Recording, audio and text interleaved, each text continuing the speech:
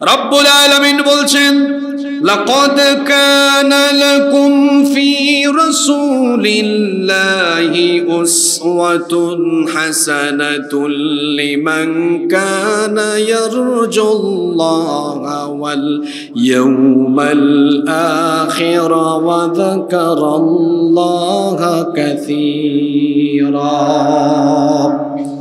অবশ্যই তোমাদের জন্য রাসূলুল্লাহ, আমরা বলি সাল্লাল্লাহু আলাইহি ওয়াসাল্লামের জীবনেই রয়েছে তোমাদের জন্য উত্তম জীবন আদর্শ। তোমাদের মধ্যে যে ব্যক্তি আল্লাহ আর আখিরাত পাওয়ার আশা রাখে তাদের জন্য আমার নবীর জীবনের ভেতরে রয়েছে সর্বোত্তম আদর্শের নমুনা। ঠিক বললে হবে না, আগে শোনেন।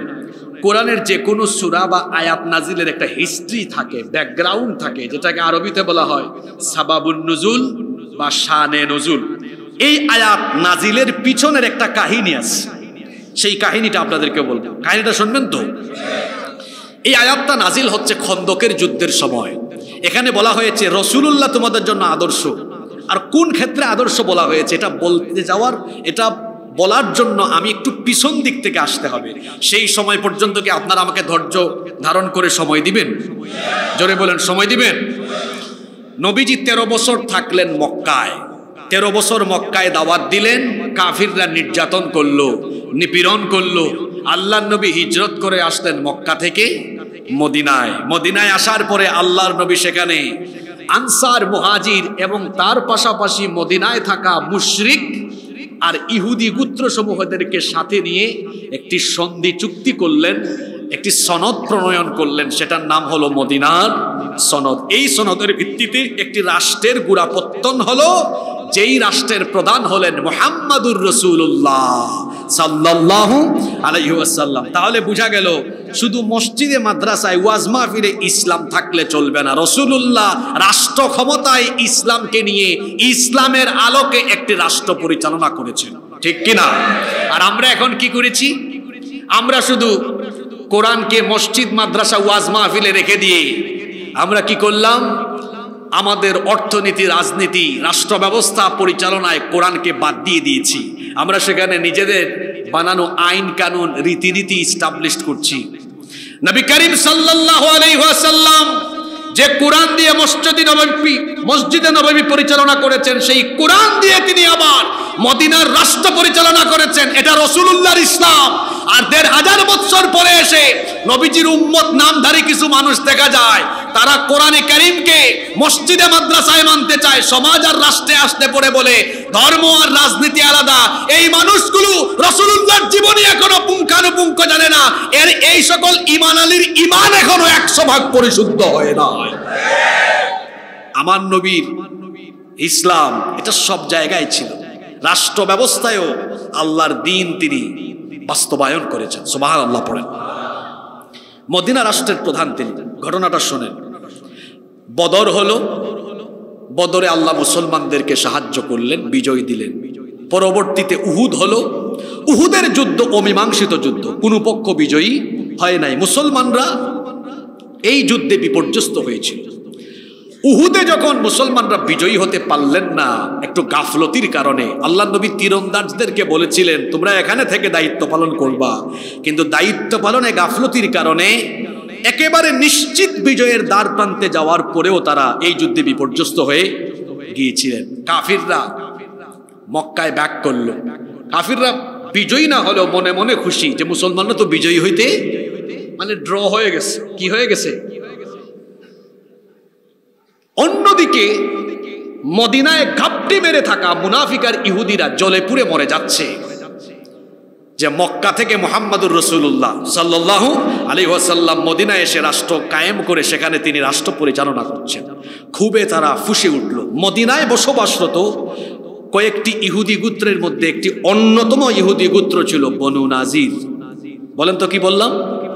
বনু নাজির গোত্র।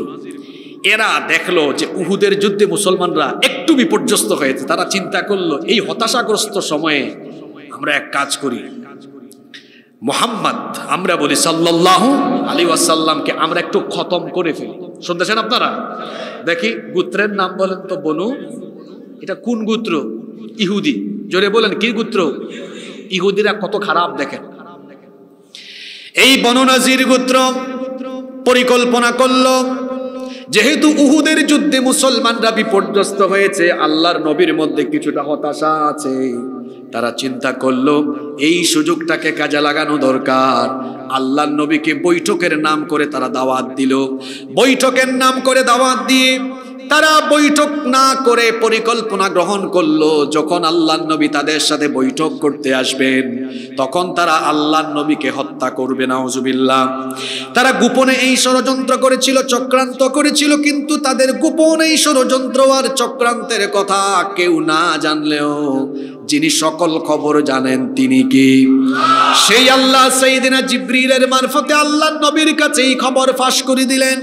আল্লাহর নবী যখন জানতে পারলেন দুষ্ট ইহুদি এই গোত্র বনু নাজির আল্লাহর নবীকে গোপনে গোপনে হত্যা করতে চায়, আল্লাহর নবী তাদের পরামর্শ বৈঠকে না গিয়ে সঙ্গে সঙ্গে তিনি সাহাবীদেরকে ডেকে মজলিসে শুরার আহ্বান করলেন। আল্লাহর নবী বললেন, দেখো এই হলো কাহিনী। সাহাবায়ে কেরাম শোনার পরে খুবই তারা ফুঁসে উঠলেন। এরপরে সাহাবীদের সাথে পরামর্শ করে সিদ্ধান্ত নেওয়া হলো, মাত্র 10 দিন সময় দেওয়া হলো। এই 10 দিনের ভেতরে ইহুদি এই গোত্র বনু নাজির বিশ্বাসঘাতকতার কারণে, কারণ তারা তো সন্ধি চুক্তি আবদ্ধ ছিল যে এটা মুসলমানদের দেশ, কিন্তু এই রাষ্ট্রে তারা রাষ্ট্রের নাগরিক হয়ে থাকতে পারবে, রাষ্ট্রের বিরুদ্ধে কোনো পরিকল্পনা গ্রহণ করতে পারবে।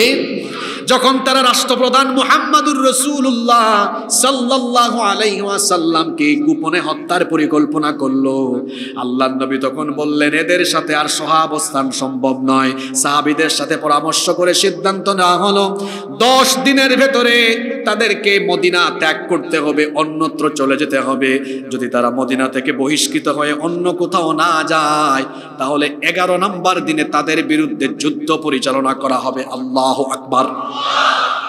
এই খবর বনু নজির গোত্রে দিয়ে দেওয়া হলো।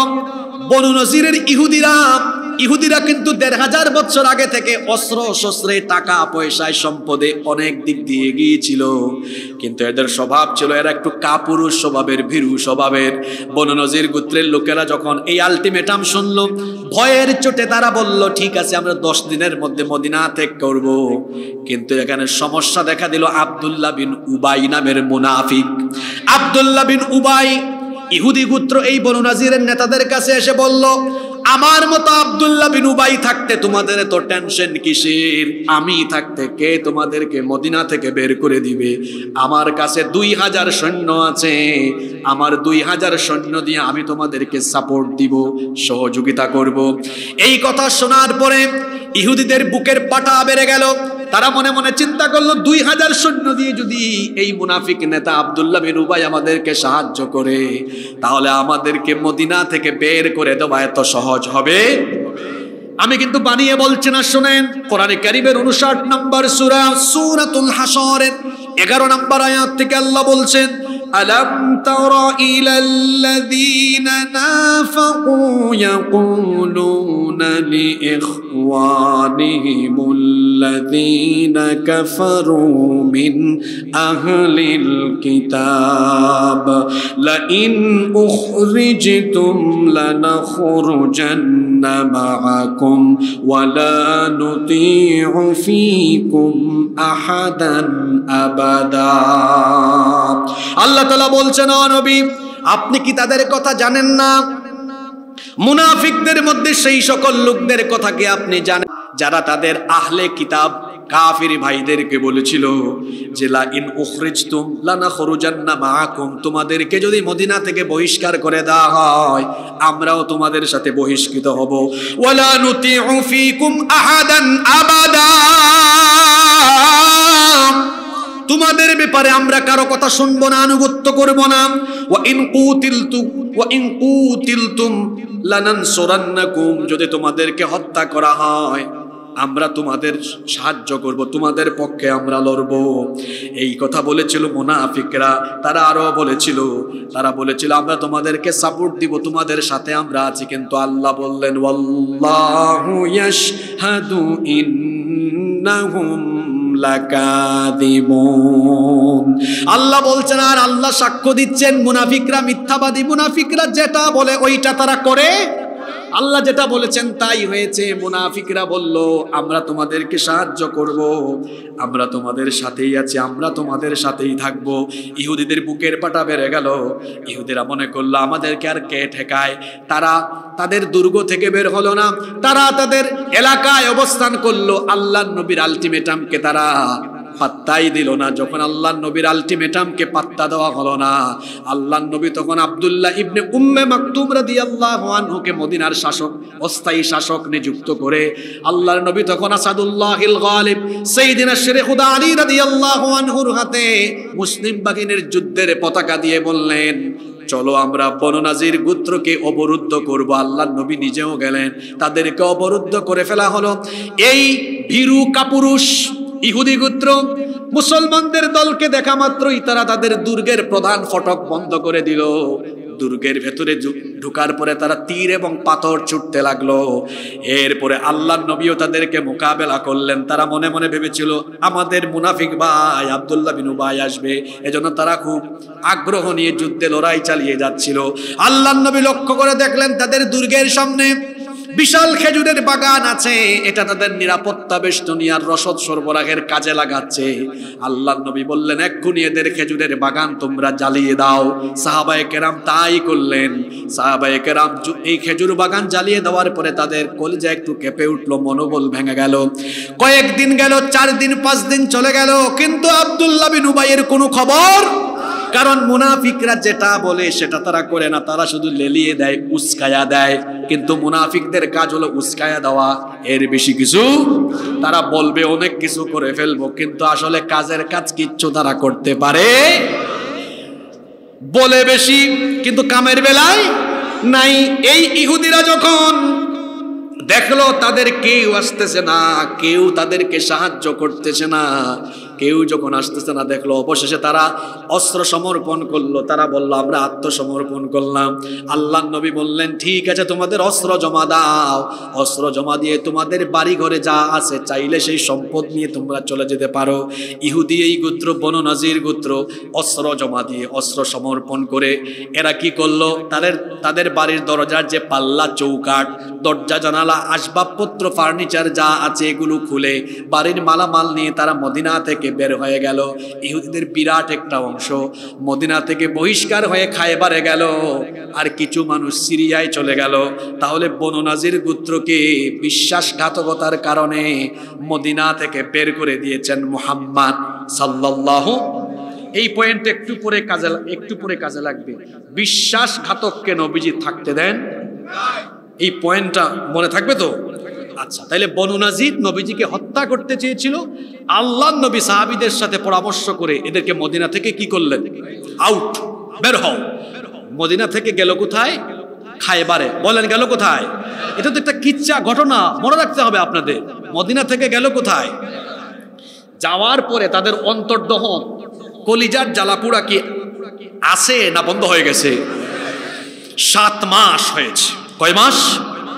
7 মাস ধরে তারা প্ল্যান করছে কি করব। বিশ্বাসঘাতকরা যদি কোনো ক্রমে কোনো জায়গায় যেতে পারে, তাদের অপকর্ম কিন্তু বন্ধ রাখে না, চালিয়ে যায়। আমার দেশও বিশ্বাসঘাতকতা করেছে দেশের সাথে, এমন লোকেরা দেশ থেকে ভেগে পলায়ন করে এখনো কিন্তু দেশের বিরুদ্ধে ষড়যন্ত্র থামায় না। আপনারা ফোন কল শুনেন না? এমনকি আরেক বেটা বিজয়ী হয়েছে ট্রাম্প ওই দেশে, মনে হয় যেন তাদের ওই দেশের ওই শাখার সভাপতি। ওইটা নিয়েও ষড়যন্ত্র, দেখেন না? তার ছবি দিয়ে ঢাকার মধ্যে মিছিল করিয়েছে। আছে না নাই? আপনাদের মনোযোগ আছে তো? বনু নাজির বিতাড়িত হওয়ার পরে 7 নম্বর মাসে, কয় নম্বর মাসে? 7 নম্বর মাসে তারা চিন্তা করলো এটার প্রতিশোধ নিতেই হবে। তারা তখন চলে গিয়েছে মক্কায়। মক্কায় যারা আছে তারা নবীজির বন্ধু না আগে থেকেই দুশ্মন? জোরে বলেন। এই বনু নজর তাদের 20 জন নেতা সিলেক্ট করলো। কয়জন? 20 জন নেতা সিলেক্ট করে চলে গেল মক্কায়। মক্কায় কাফিরদের সাথে গিয়ে বৈঠক করলো, দেখো তোমাদের দুশ্মন যে আমাদের দুশ্মনও, তোমরাও ক্ষতিগ্রস্ত আমরাও ক্ষতিগ্রস্ত। চলো, যেহেতু আমরা উভয় পক্ষ দুশ্মন, আমরা এক হয়ে যাই, ঐক্যবদ্ধ হয়ে যাই। কুরাইশরা বলল, হ্যাঁ আসলেই তো তাই। ঐক্যবদ্ধতারা হলো, হওয়ার পরে বলল কি করতে হবে, বলল চলো আমরা মদিনার রাষ্ট্রকে একদম ধ্বংস করে দিব, তোমরা যুদ্ধের প্রস্তুতি নাও। আবু সুফিয়ান তখন যে কাজটা করলেন, আবু সুফিয়ান তখন তার আশেপাশের গোত্র সমূহ থেকে মোট 4000 সৈন্যের সমাবেশ ঘটালেন। কয় হাজার? এরপরে এই বনু নাজিরের ইহুদিরা চলে গেল বনু গাতফান, নাজদের যে বেদুইন গোত্র ছিল সেখানে তারা গেল। যাওয়ার পরে তাদেরকেও ফুসলালো, চলো আমরা সবাই ঐক্যবদ্ধ হই। ওই বেদুইন এবং নজদের অন্যান্য ইসলাম বিরোধী গোত্রগুলোকে একত্রিত করে তারা বলল আমরা আরো 6000 সৈন্য দিব। মক্কার কাফিররা 4000, এরা 6000, মোট হইল কত হাজার? জোরে বলেন কয় হাজার? 10,000-এর সৈন্য সমাবেশ তারা ঘটালো। যুদ্ধ হবে কাদের বিরুদ্ধে? শুধু মুসলমানদের বিরুদ্ধে না, মুসলমান রাষ্ট্রের বিরুদ্ধে। কয় হাজার সৈন্য সমাবেশ? আশ্চর্যের ব্যাপার হলো মদিনায় তখন মানুষের জনসংখ্যাও 10,000 ছিল। শুনতেছেন আপনারা? এরা সৈন্য রেডি করেছে কত হাজার, আর মদিনায় তখন মুসলমানদের সংখ্যাও ছিল না। তাহলে বলেন যুদ্ধটা সহজ না খুব কঠিন? জোরে বলেন সহজ না কঠিন? আল্লাহর নবী কেমন রাষ্ট্রপ্রধান ছিলেন, সুবহানাল্লাহ। তার গোয়েন্দা বাহিনী ছিল, ইন্টেলিজেন্স ফোর্স এসে নবীজিকে জানালো ইয়া রাসূলুল্লাহ, বলেন সাল্লাল্লাহু। অবস্থা খারাপ। নবীজি বললেন কি হয়েছে? ইসলাম বিরোধী সকল গোত্র একত্রিত হয়ে সৈন্য সমাবেশ ঘটিয়েছে, তারা যুদ্ধ করবে। নবীজি বললেন কত হতে পারে? বললেন ধারণার বাইরে, 1000। আল্লাহর নবী তার সর্বোচ্চ সামরিক সভার বৈঠক আহ্বান করলেন। সর্বোচ্চ সামরিক সভার বৈঠক আহ্বান করে আল্লাহর নবী বললেন আমরা এখন মদিনার প্রতিরক্ষা ব্যবস্থা হিসাবে কোন কৌশল অবলম্বন করতে পারি। সেই বৈঠকে ছিলেন হযরত সালমান ফারিসি রাদিয়াল্লাহু আনহু। এই সাহাবীর নাম মনে রাখবেন, সাহাবীর নাম হলো সালমান ফারিসি রাদিয়াল্লাহু আনহু। তিনি পারস্যের মানুষ ছিলেন, ইসলাম গ্রহণ করেছেন। তিনি মক্কা মদিনার কেউ না, পারস্য থেকে আসা মানুষ। তিনি ইসলাম গ্রহণ করার পরে ওই বৈঠকে তো তিনি ছিলেন। তিনি বললেন ইয়া রাসূলুল্লাহ সাল্লাল্লাহু আলাইহি ওয়াসাল্লাম, আমি আপনাকে এই সামরিক সভায় চমৎকার একটি কৌশল বলে দিতে পারি। আমাদের পারস্যে যখন শত্রুপক্ষ যুদ্ধে আক্রমণ করে তখন আমরা প্রতিরক্ষা কৌশল হিসাবে এই ব্যবস্থা নেই। আল্লাহর নবী বললেন কি সেটা? তখন সালমান ফারিসি রাদিয়াল্লাহু আনহু বললেন মক্কা, এই মদিনা তো এমন একটা জায়গা, মদিনার পূর্ব পশ্চিম এবং দক্ষিণ দিকে পাহাড় আছে, খেজুরের বাগান থাকায় প্রাকৃতিকভাবে মদিনার একটা সুরক্ষা ব্যবস্থা আছে। কেবলমাত্র উত্তর দিক একটা দিক খোলা আছে, আর শত্রুরা এই দিকেই ঢুকবে। এই দিকে ঢুকে যেন মদিনায় তারা তাণ্ডব চালাতে না পারে, ঢোকার পথে আমরা তাদেরকে বাধা দিয়ে দিব। আল্লাহর নবী বললেন সেই বাধার প্রক্রিয়াটা, কৌশলটা কেমন হবে? মনে রাখবেন যুদ্ধ শুধু সৈন্য দিয়ে করলে বিজয়ী হওয়া যায় না। যুদ্ধের একটা নাম হলো কৌশল, যুদ্ধের একটা নাম হলো। আল্লাহর নবী বললেন কোন কৌশল অবলম্বন করলে পরে আমরা কাফেরদেরকে পথ আটকায় দিতে পারবো। সালমান ফারসি রাদিয়াল্লাহু আনহু বললেন এমন একটা কৌশলের কথা বলবো যেটার সাথে মক্কা মদিনার কেউ পরিচিত নয়, কারণ এটা আমাদের পারস্যে হয়। নবীজি বললেন বলো কি সেটা? সালমান ফারসি রাদিয়াল্লাহু আনহু বললেন মদিনার প্রবেশ মুখে আমরা লম্বা করে একটা খন্দক, একটা পরীক্ষায় একটা গর্ত খনন করে দিব। যখন কাফিররা মুশরিকরা ইসলাম বিরোধীরা আসার পরে তারা দেখবে মদিনায় ঢুকতে হলে এই খন্দকের ভেতরে হয় তাদেরকে লাফ দিয়ে আসতে হবে, কিন্তু আমরা এমন ভাবে পরীক্ষা খনন করবো যেন লাফ দেওয়া না, একটু প্রশস্ত করে দিব, লাফ যেন দিতে না পারে। তাহলে এই খন্দক তাদেরকে অতিক্রম করতে হলে এই খন্দক অর্থাৎ গর্তের ভেতরে ঢুকে তারপরে আবার উঠতে হবে। তারা সংখ্যায় যদি বেশি হয়, যখন তারা এসে খন্দকের ভেতরে ঢুকবে আমরা আমাদের অ্যাকশন চালায় দিব, একেবারে সবগুলোর সাইজ বানাই ফেলবো। হয় তারা ঢুকলে এই ফাঁদে পা দিলে সবাই মারা যাবে, সবগুলা জাহান্নামে যাবে, নইলে তারা এখানে আসার পরে এখানে তারা অবস্থান নেবে, এখানে তারা অপেক্ষা করবে। তারা যখন অপেক্ষা করবে তখন আমরা ভিন্ন কৌশলে তাদের উপরে অ্যাটাক করব। আল্লাহর নবীর এই পরামর্শ ভালো লাগলো, সুবহানাল্লাহ। এবার শুনেন এই যে লাকাদ কানা লাকুম ফি রাসূলিল্লাহ, এই আয়াত কোন প্রেক্ষাপটে নাজিল হয়েছিল সেটা বলার জন্য এই কাহিনী টান দিলাম। আল্লাহ নবী সাহাবীদেরকে বললেন, সাহাবীরা চলো খন্দক খনন করব।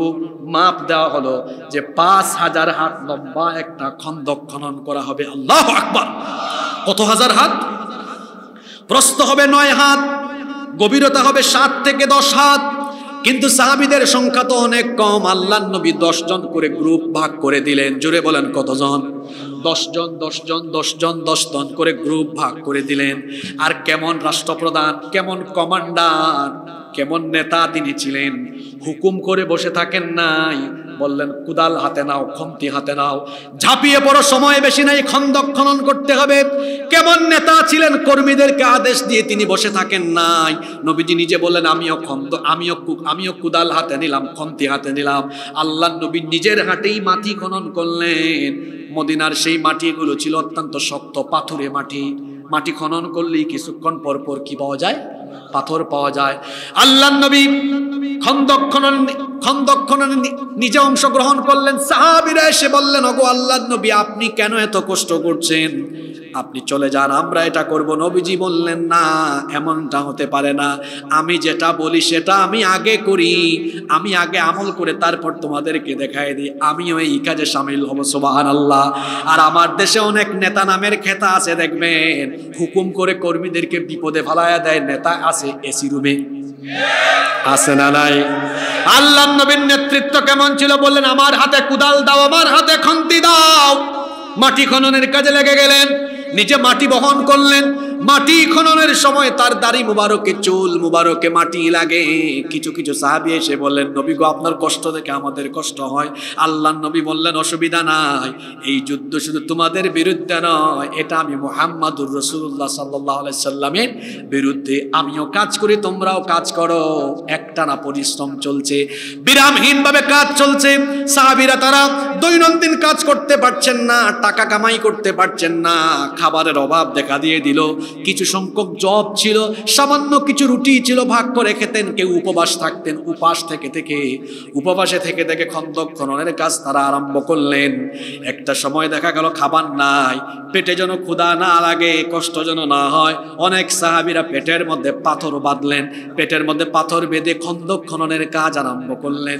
কিছু কিছু সাহাবী ক্ষুধার যন্ত্রণায় অতিষ্ঠ হয়ে গিয়ে আল্লাহর নবীর কাছে এসে বললেন, ইয়া রাসূলুল্লাহি সাল্লাল্লাহু আলাইহি ওয়াসাল্লাম, এই দেখেন, কথা বললেন না, কাপড়টা একটু তোলা দিয়ে দেখালেন, দেখেন পেটের মধ্যে পাথর বাঁধা। আল্লাহর নবী তিনিও মুখ দিয়ে উত্তর দিলেন না, তিনি তার কাপড়টা একটু উঁচু করে দেখালেন। সাহাবায়ে কেরাম দেখলেন, কোন বর্ণনায় এসেছে 2টা, কোন বর্ণনায় এসেছে আল্লাহর নবীর পেটের মধ্যে 3টা পাথর বাঁধা ছিল।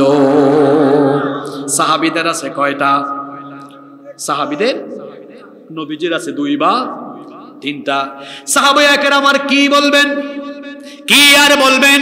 কিচ্ছু বলার নাই। আল্লাহ তাআলা আয়াত নাজিল করলেন, লাকাদ কানা লাকুম ফি রাসূলিল্লাহি উসওয়াতুন হাসানাতুন লিমান কানা ইয়ারজুল্লাহা ওয়াল ইয়াউমাল আখিরা ওয়া যাকারাল্লাহা কাসীরা।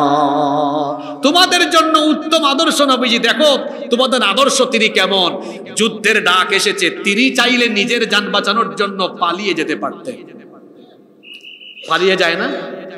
পালিয়ে গেছে না? লক্ষ লক্ষ তারা বলে আর কি, কিন্তু আসলে লক্ষ লক্ষ কিনা আল্লাহই জানে। তাদের অসংখ্য নেতা কর্মীকে বিপদের মুখে ফালায় দিয়া সেফ এক্সিট নিয়ে নিজে পালিয়ে গিয়েছে। আর কোনো ভালো মানুষ কখনো পালায় না। পালায় চোর, পালায় ডাকাত। আপনার বাড়িতে রাতের বেলা চোর ঢুকেছে, ডাকাত ঢুকেছে, এখন বাড়িওয়ালা টের পেয়ে যদি বলে ডাকাত ডাকাত, চোর চোর, আশেপাশের মানুষ, পুরা গ্রাম বা মহল্লার মানুষ যদি চোর ডাকাত বলে চিৎকার চেঁচামেচি করে, তারপরে কি ওই চোর বা ডাকাত বলবে আসেন ভাই আমাকে আপনারা ধইরা নেন? এটা বলবে না ভাগবে? জোরে বলেন।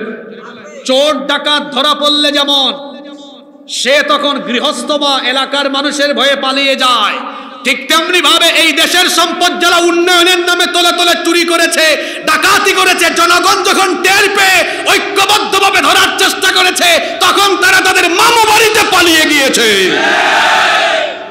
ভালো মানুষ পালায় না, চোর পালায়, ডাকাত পালায়। আর আপনার আশপাশে সবাই যে চোর ডাকাত ছিল তার প্রমাণ আপনি নিজেই বলেছেন আমার পিয়ন ছিল কত কোটি টাকার মালিক। কি ছাড়া চলে না? আপনার এই বক্তব্য প্রমাণ করে আপনার ডানে বামে যারা ছিল আপনি চোর ডাকাত গুন্ডার লালন পালন করেছেন। আল্লাহ নবীকে আল্লাহ তাআলা আয়াত নাজিল করলেন, দেখো তোমাদের নবী তোমাদের জন্য কত আদর্শ। রাসূলের সাহাবীরা দেখো, তিনি তো চাইলে ইসলাম বিরোধী সব শক্তির ভয়ে নিজে পালিয়ে যেতে পারতেন, অথবা তার পরিবারকে সেফ জায়গায় পাঠিয়ে দিতে পারতেন। সেটা না করে তিনি নিজে তোমাদের সাথে কাজে শামিল হয়েছেন। আর তোমরা দেখাচ্ছ পেটে পাথর। দেখো তিনিও পেটে পাথর বেঁধে কাজ করছেন, তিনি তোমাদের জন্য অনুসরণীয় আদর্শ। সুবহানাল্লাহ। বিভিন্ন তাফসীরে, তাফসীর ইবনে কাসির, জিলালুল কোরআন, তাফহিমুল কোরআন, তাফসীরে তাবারি, কুরতুবী সহ অসংখ্য তাফসীরে এই আয়াতের প্রেক্ষাপটগুলোতে এই বর্ণনা এসেছে। পাশাপাশি এই আয়াতটি আমভাবে ও অন্যান্য ক্ষেত্রে এর প্রয়োগ ঘটবে। নবীজি শুধু যুদ্ধ ক্ষেত্রে নয়, পরিবার, সমাজ, রাষ্ট্র পরিচালনায়, মানুষের জীবনের সকল ক্ষেত্রে আদর্শ হচ্ছেন মুহাম্মাদুর রাসূলুল্লাহ সাল্লাল্লাহু। কোথায় ছিলাম মনে আছে তো? সব সাহাবীরা ক্ষুধার্ত। সব সাহাবীরা কি? একজন সাহাবীর নাম জাবির ইবনে আব্দুল্লাহ রাদিয়াল্লাহু আনহু, নবীজির পেটে পাথর দেখে তার মনে মায়া জাগলো। বাড়ি চলে গেলেন, তার বিবিকে গিয়ে বললেন, প্রিয়তমা স্ত্রী আমার, ঘরের মধ্যে কি কোনো খাবার আছে নাকি? আমার নবী তো ক্ষুধার্ত, পেটের মধ্যে 2টা বা 3টা পাথর বাঁধা। তখন তার স্ত্রী বললেন, হায় হায় হায়, কি বলেন? আমার ঘরে তো 1 সা পরিমাণ জব আছে। 1 সা মানে হলো 2.5 কেজি। বললেন, আমি কিছু রুটি বানাই, আর আমাদের ঘরে একটা বাছুর আছে, এটা জবাই করে ফেলো। জবাই করা হলো একটা বকরির বাচ্চা, বাছুর না, বকরির বাচ্চা জবাই করা হলো। এবার জাবির বিন আব্দুল্লাহ সেই বকরির বাচ্চা জবাই করার পরে তারপরে সেটা হাড়িতে দিয়ে রান্নায় দিয়ে চলে গেলেন নবীজির কাছে, গিয়ে বললেন, কানে কানে বললেন, নবী গো, আপনার এই কষ্ট দেখে আমার বড় কষ্ট হচ্ছে, মায়া হচ্ছে। আমি আপনাকে দাওয়াত করছি, আমার বাড়িতে চলেন, আর অল্প কয়েকজন সাহাবী আপনার সাথে নেন। কত? নবীজি এই কথা শুনে 1000 সাহাবী খন্দক খননে ছিলেন, বললেন, আমার 1000 সাহাবী চলো, আমার জাবের আমাকে দাওয়াত করেছে। এই সাহাবী লজ্জায় পড়ে গেলেন, লজ্জায় পড়ে গেছেন, হায় হায় হায়, আমি তো মাত্র কয়েকজনের জন্য রান্না বসে আসছি। আল্লাহর নবীকে বললেন, নবী গো, আমি তো কয়েকজনকে খাওয়াতে পারবো, সবাইকে খাওয়াতে পারবো না। আল্লাহর নবী বললেন, অসুবিধা নাই, চলো আমাদের সাথে চলো, যাওয়ার পরে দেখবা সব ব্যবস্থা করে দিবেন কে? 1000 সাহাবী চলে গেলেন জাবির বিন আব্দুল্লাহ রাদিয়াল্লাহু আনহুর বাড়িতে। আল্লাহর নবী বললেন, যে পাতিলে বকরির বাচ্চার গোশত রান্না চলছে, গোশতের এই হাড়িতে, এই পাতিলে উপরে যে ঢাকনা আছে, ঢাকনা সরাবা না, এটা চুলার উপরেই থাকবে, চুলার উপরে এটা হতে থাকবে। আর ঢাকনা অল্প করে সরায়া একটা চামচ দিয়ে শুধু পাত্রের মধ্যে নিতে থাকবা। আর রুটির খামির যে বানাচ্ছে, রুটির খামিরটা নিয়ে আসো। আল্লাহর নবী তার মুখের লালা মুবারক ওই খামিরে লাগায় দিলেন, আর ওই মাংসের পাতিলে, গোশতের পাতিলে তার অল্প একটু লালা মুবারক দিয়ে দিলেন। বললেন, এটাকে ঢেকে রাখো, ওইটাও ঢেকে রাখো, কোনোটা সরাবা না, শুধু সাইড থেকে নিতে থাকো, দেখবা বরকত দিয়ে দিবেন কে? দেখা গেল 1000 সাহাবীর জন্য ওই গোশতের পাতিল থেকে গোশত নিতে নিতে গোশতও শেষ হয় না, রুটির খামিরি থেকে রুটিও শেষ হয় না। এটা আল্লাহর নবীর মুজিজা। সুবহানাল্লাহ পড়েন। সব সাহাবীরা তুষ্ট হয়ে গেলেন। আরেকটা ঘটনা ঘটেছিল, নুমান ইবনে বশির রাদিয়াল্লাহু আনহুর বোন তার মামা আর তার ভাইয়ের জন্য কিছু খেজুর নিয়ে আসছিলেন। আল্লাহর নবীর সামনেও দিলেন, বললেন, নবী এটা আপনি খান। আল্লাহর নবী বললেন, সব সাহাবীকে ডাক দাও। তিনি বললেন, নবী গো, এখানে অল্প খেজুর আছে, সবার জন্য কেমনে হবে? নবীজি বললেন, এইটাও কোনো কাপড় দিয়ে ঢেকে রাখো। আল্লাহ মুবারক মিশায় দিলেন। সবাই এসে খেজুর নিতে নিতে খেজুর আর শেষ হয় না।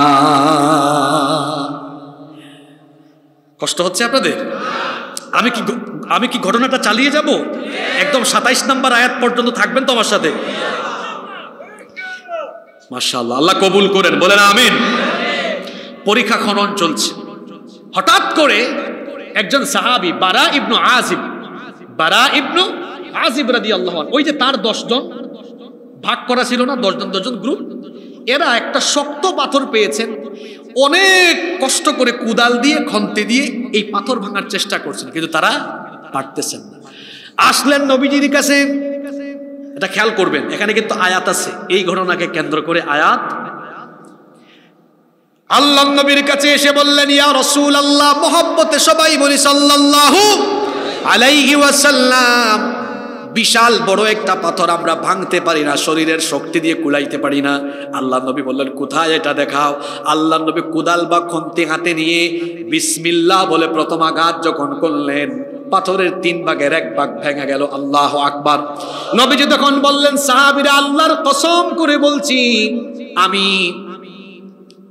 আমি শামের, আমাকে শামের বিজয়ের সুসংবাদ এখন দেওয়া হয়েছে। আমি শামের প্রাসাদ দেখছি, শামের প্রাসাদগুলো আমার সামনে ভেসে উঠতেছে। আল্লাহু আকবার।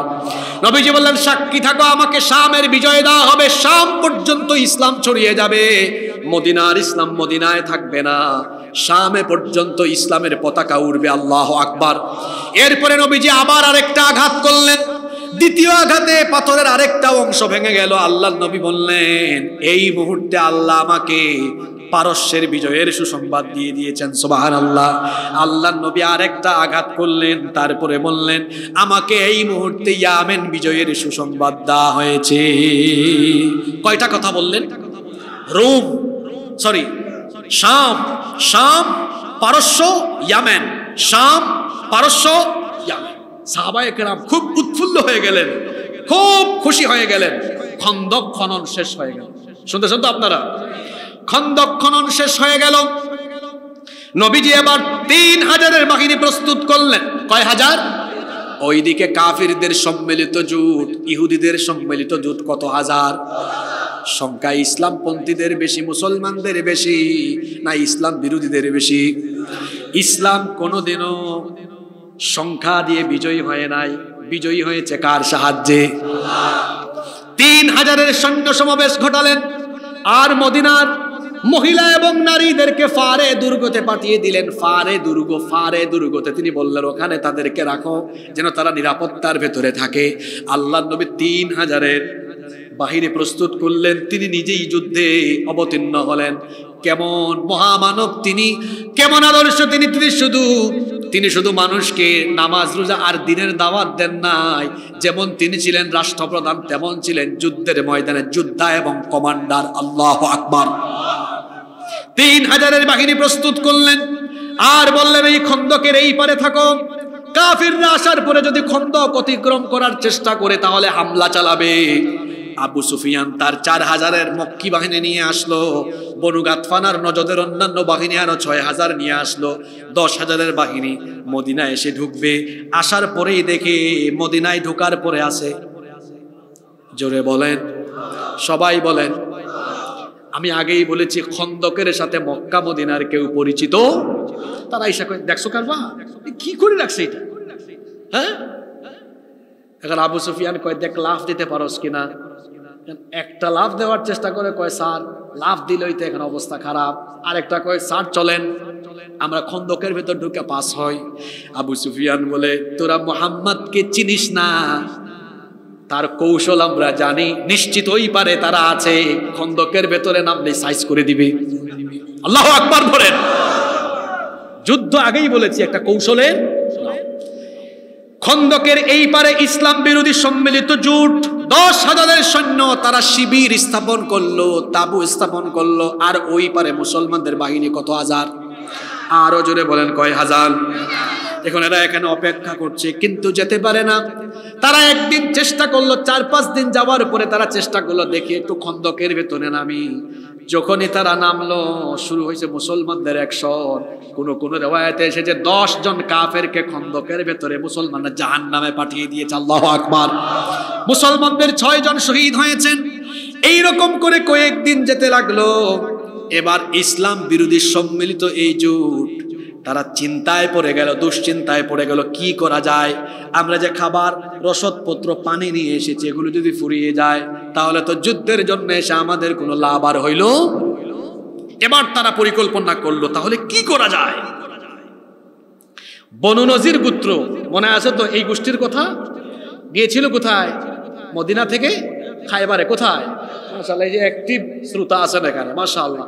ওরাও যুদ্ধে আছে না? এদের লিডার ছিল হুয়াই ইবনু আখতাব। হুয়াই ইবনু সে হঠাৎ করে বলল, শোনো আমার কাছে একটা প্ল্যান, আমার পরিকল্পনা একটা আছে। শুনতেছেন আপনারা? আমার কাছে পরিকল্পনা একটা আছে। সবাই বলল কি? মদিনায় তো আরেকটা ইহুদি গোত্র আছে, এরা দক্ষিণ দিকে বসবাস করে, দক্ষিণ দিকে। আর খন্দক হয়েছে কোন দিকে? উত্তর দিকে। ইহুদিরা আছে, আমরাও ইহুদি, তারাও ইহুদি। ইহুদির সাথে মিলে যেতে আমি একটু যাই, দেখি ওদেরকে আমাদের পক্ষে নিয়ে আসতে পারে কিনা। ওই আরেকটা গোষ্ঠী ছিল ইহুদি গোত্র বনু কুরাইজা।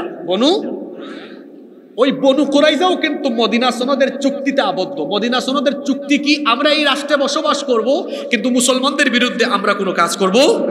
এই চুক্তিতে তাদেরকে মদিনায় থাকতে দেওয়া হয়েছে। নবীজি বলেছেন থাকো। বনু নাজিরের এই লিডার নাম কি বললাম? হুয়াই বিন আখতাব।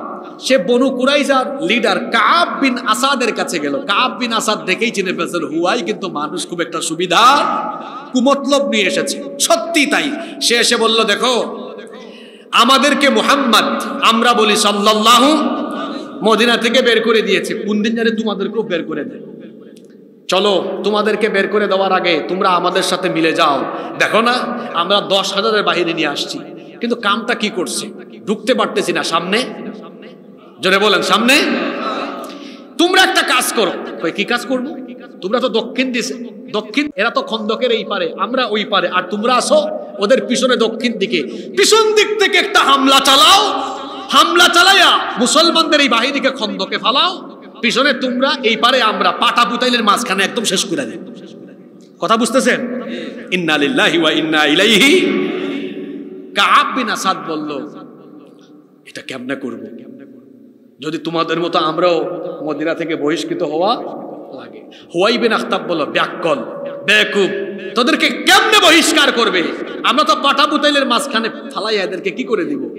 শেষ করে দিব। যে কোনো কায়দায় এই বনু নাজির বনু কুরাইজাকে যুদ্ধের জন্য প্ররোচিত করে ফেললো, প্রস্তুত করে ফেললো। তারা বলল ঠিক আছে যাও, রাজি হয়ে গেলাম। বনু কুরাইজা এবার বিশ্বাসঘাতকতা করলো, সন্ধি চুক্তি রাখলো না ভঙ্গ করলো? জোরে বলেন, রাখলো না ভঙ্গ করলো? এই খবর মদিনায় ছড়িয়ে গেল। ওই যে মদিনার নারী আর শিশুদেরকে ফারে দুর্গতে রাখা হয়েছিল, সেখানে দুর্গের ভেতরে এক ইহুদি ঢুকে গিয়েছিল। ওই ইহুদি এই খবরটা জেনে গিয়েছিল। হযরতে সাফিয়া রাদিয়াল্লাহু আনহা হাসান রাদিয়াল্লাহু আনহুকে বলেন, এই ইহুদিকে ধরো, ধরে এখনই হত্যা করো। যদি এই ইহুদিকে আমরা দুর্গের ভেতরে হত্যা করি, বাহিরে খবর হবে যে রাসূলুল্লাহ ওইখানে সৈন্য নিয়ে গেল, এখানেও কিছু সৈন্য দেখেছেন। একজন মহিলার মাথায় এই সুবহানাল্লাহ পড়েন না। হাসান রাদিয়াল্লাহু আনহু একটু সাদা সিধা মানুষ, তিনি মারামারি পছন্দ। বললেন দেখেন আমি এই কাম পারবো না। হযরতে সাফিয়া রাদিয়াল্লাহু আনহা রাগের চোটে, তার পাশে একটা তক্তা ছিল, তক্তা হাতে নিয়ে ইহুদির মাথায় বাড়ি দিয়ে এক বাড়িতেই জাহান্নামে পাঠিয়ে দিয়েছেন। আল্লাহু আকবার। ইসলাম প্রতিষ্ঠায় শুধু পুরুষরা নয়, সময়ে সময়ে নারীরাও অবদান। ইসলামের প্রথম শহীদ একজন মহিলা, সুমাইয়া রাদিয়াল্লাহু আনহা, প্রথম ইসলাম গ্রহণকারী, তিনি একজন মহিলা। নারীদের অনেক অবদান আছে না নাই? সাফিয়া রাদিয়াল্লাহু আনহা যখন এই ইহুদির একটা বাড়ি মাইরা একদম জাহান্নামে পাঠালেন, ইহুদিরা বাহির থেকে কই, দেখছেন না, চাইছিলাম দুর্গের ভেতরে হামলা করব, কিন্তু এখানেও মনে হয় বাহিনী, ভয়ে আর দুর্গের ভেতরে যায় না। এই খবর চলে গেছে ওই যে খন্দকের পারে 3000 সৈন্য রাসূলের সাথে আছে, এরা খবরটা পাইছে। এতক্ষণ পর্যন্ত সবাই ছিল মুমিন, সবাই ছিল। আলোচনার শুরুতে বলছিলাম এই যুদ্ধকে কেন্দ্র করে মুসলমানদের বাহিনী কয় ভাগ হয়ে গেছে? এক ভাগ মুমিন আর এক ভাগ। আমার আগে যে ভাই আলোচনা করলেন উনার অংশে পড়ে গেছে মুনাফিকদের আয়াত, কিন্তু আলোচনা বুঝার সুবিধার্থে আমি একটু পেছন থেকে আয়াত বলবো, আমার ভাগে পড়া আয়াতগুলো বলবো। কষ্ট হবে না তো আপনাদের? আপনারা কিছু সময় থাকবেন তো? এই খবর যখন এই 3000 সৈন্যবাহিনী যারা আছেন এদের কাছে যখন চলে আসলো, তখন এদের মধ্যে যারা দুর্বল ইমানদার ছিলেন, দুর্বল ইমানদার যারা ছিলেন তাদের মধ্যে নিফাকের বহিঃপ্রকাশ ঘটলো।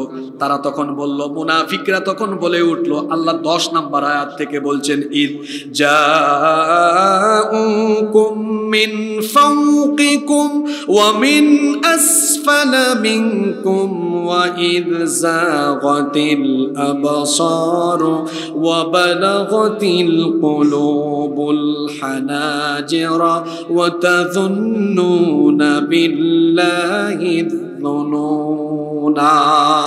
আল্লাহ তাআলা বলছেন, যখন উপরের দিক থেকে আর নিচের দিক থেকে, অর্থাৎ মক্কা থেকে আর গাতফান অঞ্চলের নিচের দিক থেকে উভয় পক্ষের সৈন্য সমাবেশ তোমাদের উপরে আক্রমণ করলো, তোমাদের উপরে ঝাঁপিয়ে পড়লো।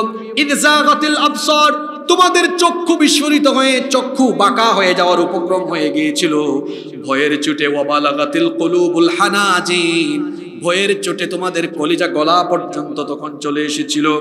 তখন পরিস্থিতি এত জটিল হয়েছিল, আল্লাহ পরের আয়াতে বলছেন, হুনালিকা বুতুলিয়াল মুমিনুনা ওয়া যুলজিলু জিলজালান শাদীদা।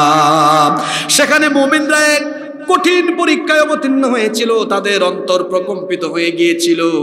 আর মুনাফিকরা এই অবস্থায় মুনাফিকি করে বলেছিল, ওয়াইদ ইয়াকুলুল মুনাফিকুনা ওয়াল্লাযীনা ফি কুলুবিহিম মারাদুম মা ওয়া'আদানাল্লাহু ওয়া রাসূলুহু ইল্লা গুরুরা। আর মুনাফিকরা যাদের অন্তরে বেঁধে আছে, তারা তখন বলেছিল, আল্লাহ আর তার রাসূল আমাদের সাথে ওয়াদার নামে প্রতারণা করেছেন। এত আস্তে বলে নাউজুবিল্লাহ। কিসের ওয়াদা থেকে কে মনে রাখছেন? ওই যে পাথর ভাঙার সময় মনে আছে, আমাকে শামের বিজয়, পারস্যের বিজয়, ইয়ামেনের বিজয় দেওয়া হবে, এই ওয়াদা নবীর সাথে করেছেন কে? মুনাফিকরা বলে, দেখছো আল্লাহ আর তার রাসূলের ওয়াদা এগুলো প্রতারণা। নাউজুবিল্লাহ পড়বেন না? হ্যাঁ, কই আমাদের সামনে বিজয়? আমরা তো দেখতে পাচ্ছি পিছনে ইহুদির বনি কুরাইজা বাহিনী আর খন্দকের ওই পারে 10,000-এর বাহিনী, আমরা পড়ে গেছি মাঝখানে। কিসের বিজয়? এখন তো আমরা মারা যাওয়ার উপক্রম হয়ে গিয়েছি। মুনাফিকরা মুনাফিকি করে আরো কি বলছে শুনুন, ওয়া ইয ক্বালাত তাইফাতুম মিনহুম ইয়া আহলা ইয়াসরিব লা মুকামা লাকুম ফারজিউ ওয়া ইয়াস্তাযিনু ফারীকুম মিনহুমুন নাবিয়্যা ইয়াকুলুনা ইন্না বুয়ুতানা আওরা ওয়া মা হিয়া বিআওরাতিন ইন ইউরিদুনা ইল্লা ফিরারা। আল্লাহ বলছেন, সেখানে মুনাফিকদের একটি দল বলেছিল, ইয়া আহলা ইয়াসরিব, হে ইয়াসরিববাসী, মদিনার আগের নাম হলো ইয়াসরিব, হে মদিনাবাসী, লা মুকামা লাকুম, এখানে দাঁড়িয়ে থাকার তোমাদের আর কোনো স্থান নাই, ফারজিউ, ফিরে যাও। নারী আর শিশুরা তো ওই দেখে পারে দুর্গতে আছে। তারা তখন বলেছিল, ওগো আল্লাহর নবী, আমাদের তো স্ত্রী সন্তানরা এখন শঙ্কায় পড়ে গিয়েছে। তখন আল্লাহর নবীর আদেশ নিয়ে, অনুমতি নিয়ে কেউ কেউ বলেছিল, ইন্না বুয়ুতানা আওরা, আমাদের বাড়িঘর এখন নিরাপত্তাহীনতায় আছে। আল্লাহ বললেন, মুনাফিকেরা বলে কি, ওয়া মা হিয়া বিআওরা, তার ঘর বাড়ি অবশ্যই অরক্ষিত নয়, কারণ মুমিনদেরকে সুরক্ষা দেওয়ার জন্য যিনি আছেন তিনি কে? মুনাফিকরা ভয় পেয়ে গেল, তারা আসলে চেয়েছিল যুদ্ধ থেকে পলায়ন করবে। আমার আগের ভাইয়ের আলোচনার আয়াত এগুলা, এখন আমার ভাগে যাই। এই যে 21 নম্বর পড়লাম না, এরপরে 22 নম্বর আয়াত। এটা তো গেল মুনাফিকদের ভূমিকা কেমন ছিল। আর আরেকটা দল আছে, কারা? জোরে বলেন কারা? আসেন এবার 22 নম্বর আয়াত, 21-এর পরের আয়াত। আল্লাহ বলছেন, মুমিনরা বিশাল এই বাহিনী দিকে কোনো ভয় পায় নাই, বরং শাহাদাতের জন্য আরো উজ্জীবিত হয়েছে। আল্লাহু আকবার। মুমিনরা মৃত্যুকে ভয়, তাদেরকে ফাঁসির দড়িতেও ঝুলালে তারা হাসে। তখন ইসলাম বিরোধীরা ভাবে, হাসে কেন? ব্যাককল, এটা তো মৃত্যু না, এটা হচ্ছে শাহাদাতের মাধ্যমে তারা নতুন জীবন লাভ করে, ঠিক কি না? মুনাফিকরা ভয় পেল, আর মুমিনরা ভয়ঙ্কর এই পরিস্থিতি দেখলো। পিছনে হলো এক বাহিনী ইহুদি বনু কুরাইজা, সামনে হলো সম্মিলিত কয় হাজার আরো জোরে বলেন কয় হাজার? এটা দেখার পরে মুমিনরা কি বলল শুনেন, 22 নম্বর আয়াত, ওয়ালাম্মা রাআল মুমিনুনাল আহজাবা ক্বালু হাযা মা ওয়া'আদানাল্লাহু ওয়া রাসূলুহু ওয়া সাদাকাল্লাহু ওয়া রাসূলুহু ওয়া মা যাদাহুম ইল্লা ঈমানান ওয়া তাসলিমা। সুবহানাল্লাহ পড়েন। মুমিনরা যখন সম্মিলিত এই বাহিনীকে দেখলো, তারা তখন বলল, ক্বালু হাযা মা ওয়া'আদানাল্লাহু ওয়া রাসূলুহু, আল্লাহ আর তার রাসূল যে ওয়াদা করেছেন সেই ওয়াদা সত্য, আল্লাহ আর তার রাসূল সত্য বলেছেন। আপনারা ভাবতে পারেন হুজুর, আল্লাহর নবী তো ওয়াদা করেছেন পারস্য, শাম এবং ইয়ামেনের বিজয়, এটার সাথে যুদ্ধের এই ভয়াবহ পরিস্থিতির সম্পর্ক কি? এর সম্পর্ক হলো মুমিনরা বুঝতে পেরেছে আল্লাহর নবী বিজয়ের সুসংবাদ দিয়েছেন। কোনো বিজয় পৃথিবীতে কোনো কালে রক্ত ছাড়া, জীবন ছাড়া হয়। তার মানে রক্ত, জীবন আর শাহাদাতের সুযোগ এসেছে, তার মানে এই যুদ্ধে অবশ্যই আল্লাহর সাহায্য আসবে। কারণ প্রত্যেকটা সংকটময় মুহূর্তে মুমিনদেরকে যিনি সাহায্য করেছেন, গলার আওয়াজ বড় করে সবাই বলেন তিনি কি? এজন্য আল্লাহ কোরআনে কারীমের অন্য আয়াতে বলছেন, হাসিবতুম আন তাদখুলুল জান্নাতা ওয়া লাম্মা ইয়াতিকুম মাসালুল লাযীনা খালাউ মিন قبلكم مستهم البأساء والضراء وزلزلوا حتى يقول الرسول والذين آمنوا معه متى نصر الله ألا إن نصر الله قريب। আল্লাহ বলছেন, তোমরা কি মনে করেছো এমনি এমনি জান্নাত পেয়ে যাবে, তোমাদেরকে পরীক্ষা করা হবে না? অথচ তোমাদের পূর্ববর্তী সকলকেই পরীক্ষা করা হয়েছে। পরীক্ষা করে রক্ত আর জীবনের বিনিময়ে তাদেরকে বিজয় দেওয়া হয়েছে।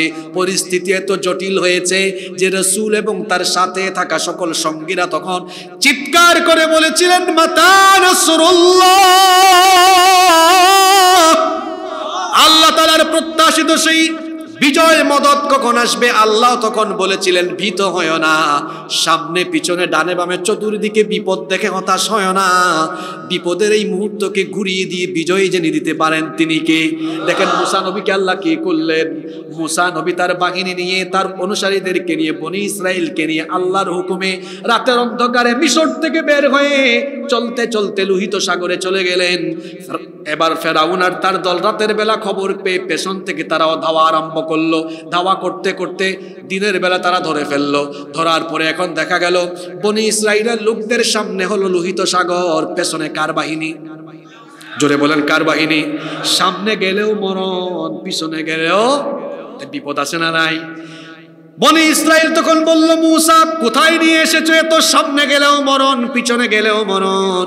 মুসা নবী তখন বললেন, কাল্লা, কখনো নয়, আমরা তো এখানে একা আমাদের নিজেদের সিদ্ধান্তে আসি নাই, এসেছি কার ইচ্ছায়।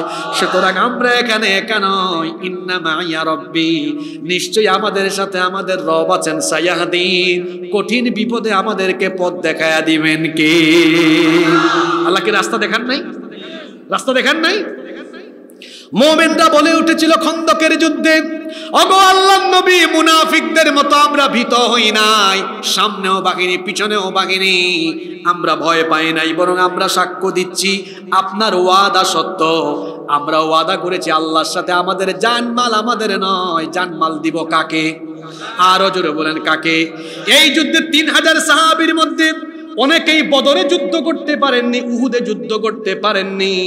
তারা বললেন, বদরেও ছিলাম না, উহুদেও ছিলাম না, সুযোগ যেহেতু পেয়েছি এখন শাহাদাতের সুযোগটা কাজে লাগাবো। আল্লাহ পরবর্তী আয়াত 23 নম্বর আয়াতে বললেন, মিনাল মুমিনিনা রিজালুন সাদাকু মা আহাদুল্লাহ আলাইহি, মুমিনদের মধ্যে কিছু লোক আল্লাহর সাথে করা ওয়াদার বাস্তবায়ন ঘটিয়েছে। ফামিনহুম মান কাদা নাহবাহু ওয়া মিনহুম মান ইয়ানতাদির।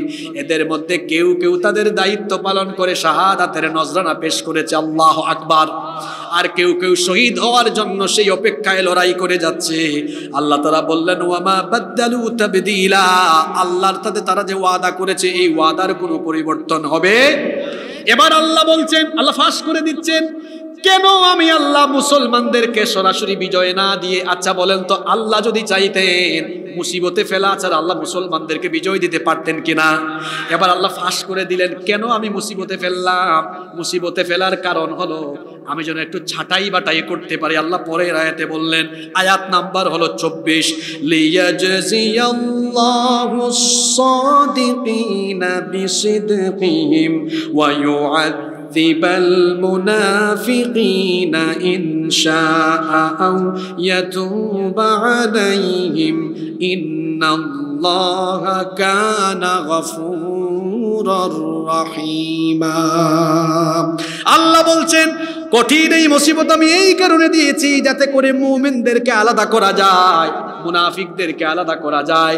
বিপদ আসলে মুসিবত আসলে পরে বোঝা যায় কার ঈমান খাঁটি আর কে ঈমানের নামে মুনাফিকি করে, ঠিক কিনা? আল্লাহ তাআলা বললেন এর কারণ হলো আমি যাতে ঈমানদারদেরকে পুরস্কৃত করতে পারি তাদের সত্যবাদিতার কারণে, আর মুনাফিকদেরকে আমি যেন চিহ্নিত করতে পারি। আমি চাইলে শাস্তিও দিতে পারবো অথবা চাইলে মাফও করে দিতে পারবো, ইখতিয়ার কার? আল্লাহ বললেন বাছাই হয়ে গিয়েছে। মুমিনরা চিন্তা করো না, মুমিনদের সাথে বিপদের মুহূর্তে আছেন কে?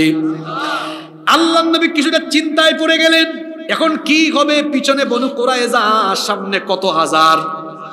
আসতে বলবেন না, জোরে বলেন, সামনে কত হাজার। আল্লাহর নবী সঙ্গে সঙ্গে সাহাবীদেরকে ডাকলেন, ডেকে বললেন কি করা যায়। সাহাবীরা পরামর্শ দিলেন, নবী গো ওইদিকে দুর্গে আমাদের নারী আর শিশুরা আছে। নবীজি এবার অল্প কয়েকশো সাহাবী ওই দুর্গে পাঠায়া দিলেন, আর বাকিদেরকে এখানে রাখলেন। বলেন কি করতে পারি? আল্লাহর নবী চিন্তায় পড়ে গেলেন। আল্লাহর নবী পেরেশান হয়ে সাহাবীদেরকে বলেন আমাকে কিছুক্ষণ সময় দাও। চিন্তায় পেরেশান হয়ে আল্লাহর নবী চেহারা চাদর দিয়ে ঢেকে কিছুক্ষণ শুয়ে পড়লেন। আল্লাহ তাআলা লক্ষ্য করলেন তার নবী পেরেশান, সঙ্গে সঙ্গে জিবরিলকে পাঠালেন। জিবরিল এসে বললেন নবী গো টেনশন কইরেন না, আল্লাহ একটু বিপদে ফালাইছেন। মুমিন আর মুনাফিক দেখার জন্য আল্লাহ মুমিন চিনে নিয়েছেন, মুনাফিকও চিনে নিয়েছেন।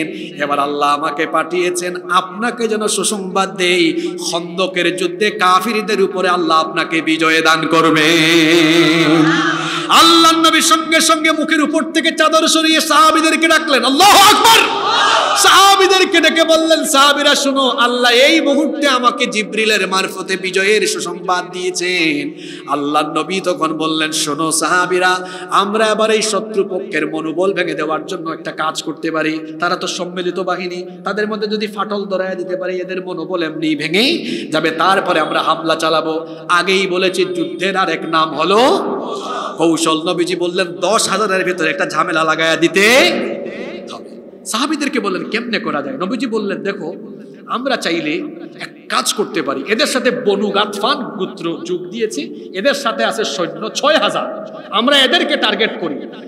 এরা একটু লুবি মানুষ। আমরা বলি শোনো, মদিনায় যে ফসল উৎপাদন হয় সেখান থেকে 3 ভাগের 1 ভাগ ফসল প্রতি বছরে আমরা রাষ্ট্রীয়ভাবে তোমাদেরকে দিব, তোমরা এই কাফিরদের থেকে আলাদা হয়ে যাও।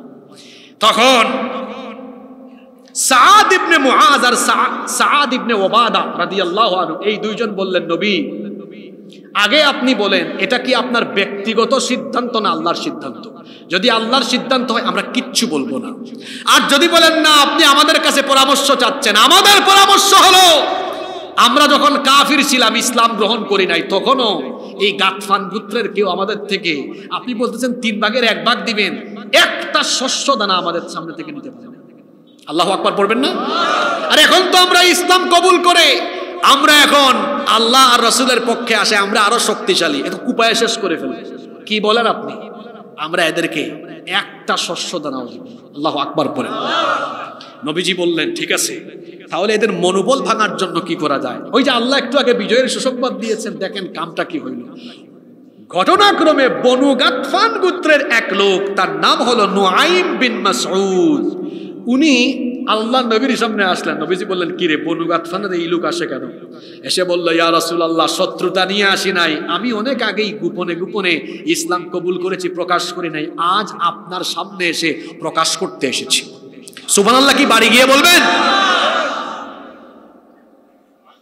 বিজয় কিভাবে আসে? 15 বছর বহুত চেষ্টা করেছেন আপনারা, পারেন নাই, ছাত্রদেরকে দিয়ে আল্লাহ কাম বানাই দিচ্ছে। এই দেখেন নুআইম বিন মাসউদ, নামগুলো মনে রাখবেন। নুআইম বিন বলেন, আমি ইসলাম কবুল করলাম। ও নবী, এই যুদ্ধে আমি অংশগ্রহণ করতে চাই। বলেন কেমনে কাজে লাগাবেন? নবীজি বললেন, তুমি তো বনু গাতফানের লোক, যাও তুমি যে কোনো ভাবে যুদ্ধের মধ্যে এদের মনোবল ভেঙে দেওয়ার জন্য একটু সেপারেশন ঘটিয়ে দাও। নবীজি বললেন, তখন নুআইম বিন মাসউদ বললেন, নবীজি আপনি সঠিক ব্যক্তি সিলেক্ট করেছেন, এই কাজে আমি পাক্কা, এই কাজে আমি। প্রথমে গেলেন ও ইহুদিদের কাছে, বনু কুরাইজার কাছে গিয়ে বলেন, দেখো তোমরা যে ব্যাককলের মতো একটা কাম করতেছো, তোমরা ওই সম্মিলিত 10,000-এর কথা শুনে নবীজির সাথে বিশ্বাসঘাতকতা করলে। নবীজি কিন্তু খন্দক খনন করে রাখছেন, এরা আসতে পারবে না। আর নবীজির বাহিনী কিন্তু সাংঘাতিক, দেখো না এই বদরে আর উহুদে কুপাকুপি, তোমাদেরকে সাইজ করে ফেলবে কিন্তু। পরে যে তোমাদেরকেও বনু নজিরের মতো মদিনা ছাড়া লাগবে, এখনো সময় আছে, মাফ চাও, ওদের সাথে সম্পর্ক ছিন্ন করো। তারা একটু টেনশনে পড়ে গেল। নুআইম বললেন, আরেকটা কাজ করো, ওই যে হুয়াই বিন আখতাব লোকটা সুবিধার না, তোমাদেরকে এসে বলেছে তারা তোমাদের সাথে আছে, তোমরা এত ব্যাককল কেন, এমনি এমনি বিশ্বাস করলা কেন? বললা না, ঠিক আছে তোমাদের 10 জন আমাদের কাছে জিম্মায় রাখো, 10 জন জিম্মায় রাখো, এটা বলো দাও, তাইলে বুঝবা এরা কথা ঠিক রাখবে, নইলে এরা তোমাদেরকে কথা ঠিক। এটা বলে তিনি চলে গেছেন আবার ওই 10,000-এর কাছে গিয়া বললেন, তোমরা মানুষ চিনো না, হ্যাঁ এই বনু কুরাইজা যদি মুহাম্মদুর রাসূলুল্লাহ সাল্লাল্লাহু আলাইহি সাল্লামের সাথে বিশ্বাসঘাতকতা করতে পারে, এরা তোমাদের সাথেও বিশ্বাসঘাতকতা করতে পারে, এদেরকে বিশ্বাস করছো কেমন? হ্যাঁ দেখবা এরা যে কোনো শর্ত দিয়ে বসতে। এটা বলে তিনি চলে আসেন। এদেরকে এক কথা, এদেরকে আবু সুফিয়ান টেনশনে পড়ে গেছে। এই সময়টা ছিল শুক্রবার আর শনিবারের মাঝামাঝি। আবু সুফিয়ান কয়, আসলেই তো এদেরকে টেস্ট করা দরকার। আবু সুফিয়ান বললেন, এই বনু কুরাইজা, এতদিন ধরে অপেক্ষা করছি, হামলা চালাইতে পারতেছি না, সময় নাই, আগামীকাল শনিবার, তোমরা পিছন থেকে হামলা চালাইয়া এদেরকে এনে এই খন্দকে ফালাই দাও। ইহুদিরা বললেন, শনিবারে আমরা পারবো না, সমস্যা আছে শনিবারে, কারণ শনিবার হলো ইহুদিদের সাপ্তাহিক ইবাদতের দিন। এদিকে ব্যাককলি করলে কি হবে? কয় কেন, ওই যে দাউদ নবীর জামানায় আমাদের 70,000 লোক মানুষ থেকে কি হয়ে গেছে, বান্দর হয়ে গেছে, আমরাও কি এখন বান্দর হব নাকি আমরা? এটা আবু সুফিয়ান বললেন, নুআইম তো যেই কথা বলছে ঠিকই বলছে, এত বিশ্বাসঘাতকতা করতে। এখন তারা বলে, শোনো, খালি আমাদেরকে হামলা চালাইতে বললো না, 10 জন আমাদেরকে জিম্মা দাও। আবু সুফিয়ান কয়, দেখছো কারবার, তার মানে আমাদের 10 জন নিয়ে এরা মুসলমানদের কাছে হস্তান্তর করে তারা ওইদের কাছে ভালো হয়ে যেতে চাইবে। দুই গ্রুপের মধ্যে আবার মনোমালিন্য তৈরি হয়ে গেল। আল্লাহ বিষয়টা নবীজিকে জানালেন, বললেন, নবী আমি মুমিন মুনাফিক চিনে নিয়েছি, আর যুদ্ধ করতে হবে না। দেখেন কাহিনীটা কি ঘটায়। আল্লাহ পাঠালেন এক প্রচন্ড ঝড়ো হাওয়া, প্রচন্ড ঝড়ো। ওই আমার আগের ভাই এই আয়াতটা পড়ে ফেলেছেন, কিন্তু আলোচনাটা মিলানোর সুবিধার্থে আয়াতটা পড়ে ফেলে। কি বলেন? 9 নম্বর আয়াত থেকে আল্লাহ এটা শুরু করেছিলেন, সেখানে বলেছেন, ইয়া আইয়ুহাল্লাযীনা আমানু যকুরু নি'মাতাল্লাহি আলাইকুম ইয জাআতকুম জুনুদুন فأرسلنا عليهم ريحا وجنودا لم تروها وكان الله بما تعملون بصيرا। আল্লাহ বলছেন, হে ঈমানদারেরা, তোমাদের উপরে আল্লাহর নিয়ামতের কথা স্মরণ করো। যখন সেই বাহিনী এসেছিল, সেই বাহিনী আসার পরে ফাআরসালনা আলাইহিম রিহা, আমি আল্লাহ ঝড়ো বাতাস পাঠালাম। শুধু ঝড়ো বাতাস নয়, ও জুনুদাল লাম তারাউহা, এমন বাহিনী পাঠিয়েছে যেই বাহিনী তোমরা দেখো নাই। ওই বাহিনী হলো ফেরেশতার বাহিনী। সুবহানাল্লাহ। সেই রাতে প্রচন্ড কি আসলো? ঝড়ো হাওয়া। বলেন ঝড়ো, এমন ঝড়ো হাওয়া, কাফিরদের এরকম তাবু লন্ড ভন্ড হয়ে গেল, মাটি এবলা থেবলা হয়ে গেল, সব শেষ। নবীজি হুযাইফা ইবনুল ইয়ামান রাদিয়াল্লাহু আনহুকে রাতে ডাক দিয়েছেন, দেখছো হুযাইফা, আজকে রাতে কেমন শীত শীত লাগে, ঠান্ডা ঠান্ডা লাগে, আর কি বাতাস হয়ে গেল, দেখো তো খন্দকের ওই পারে কাফিরদের কি অবস্থা, একটু আত্মগোপনে যাও, কেউ যেন তোমাকে চিনতে।